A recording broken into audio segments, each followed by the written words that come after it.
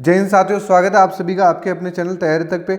आज अपन देखेंगे जो आरआरबी एनटीपीसी का जो शॉर्ट नोटिस आया है उसके बारे में कि कितनी वैकेंसीज आएगी, किस किस में आएगी और सिलेबस और पैटर्न क्या रहेगा एग्जाम में। तो वीडियो लास्ट तक जरूर देखना और अच्छा लगे तो चैनल को सब्सक्राइब और वीडियो को लाइक और कमेंट करके जरूर बताना।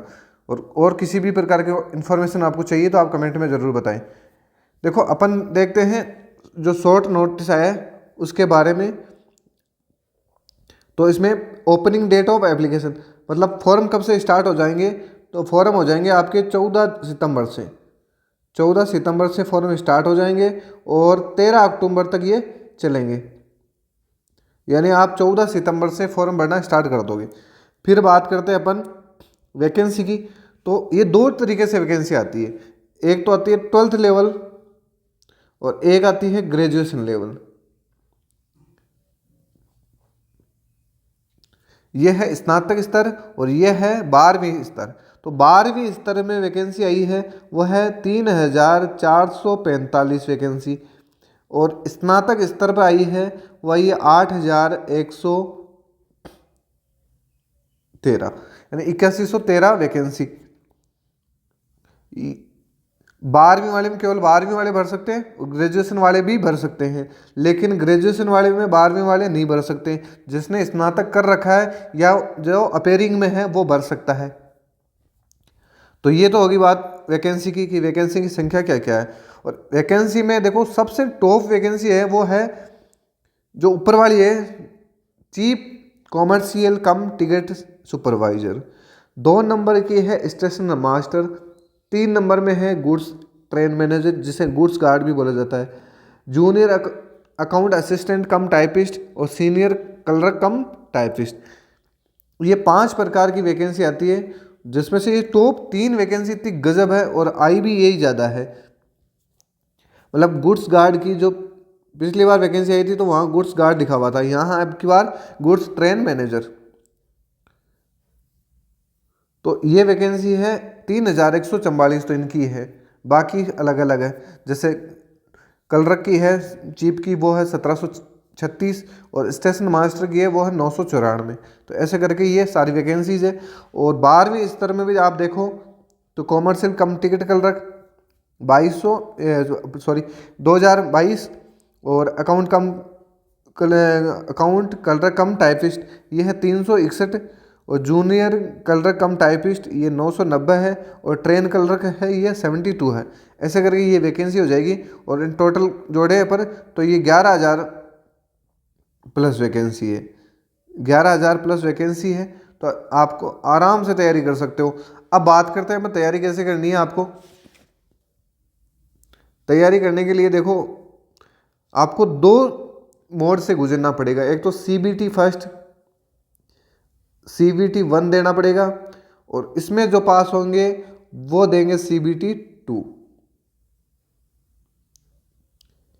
जो CBT 1 पास करेगा वो CBT 2 में बैठेगा। तो पहले अपन देखते हैं CBT 1 के बारे में।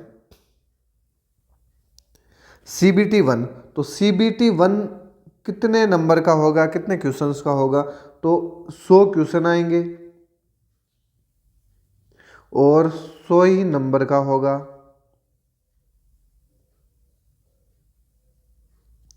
100 ही नंबर का होगा।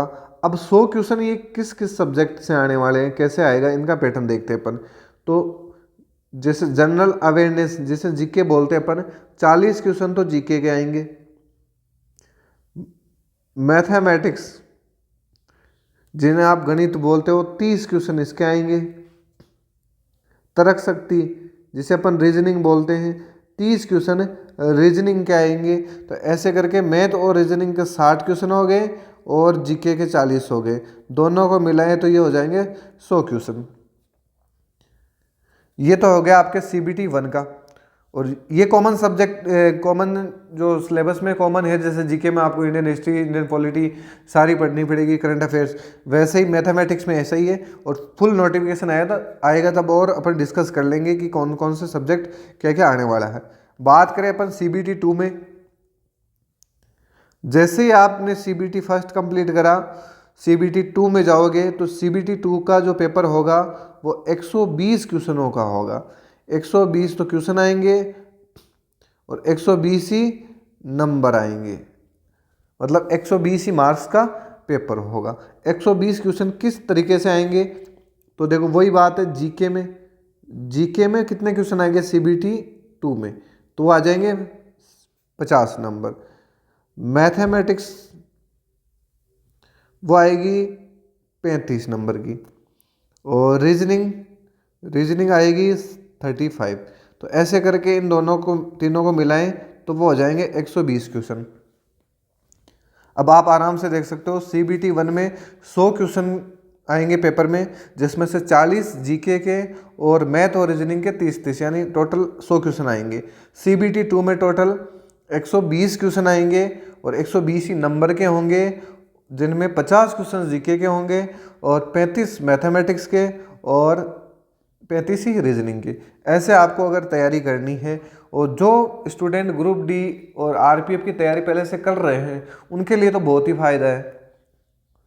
केवल चीज़ें वही करनी है आपको, बस रिवीजन पे थोड़ा सा फोकस करना है और आराम से। अब जो वैकेंसी आएगी वो ग्रुप डी की वैकेंसी आएगी आने वाले टाइम में, तो आपको एक ही तैयारी में खूब सारे पेपर देने को मिलेंगे और आपकी तैयारी भी अच्छी हो जाएगी। आप अगर एक पेपर में कुछ नंबरों से रह जाते हो तो अगली जो भर्ती है उसमें आप सेट हो जाओगे। जैसे NTPC में अगर आप रह जाते हो तो आपके पास ग्रुप डी है, ग्रुप डी अच्छी नौकरी है।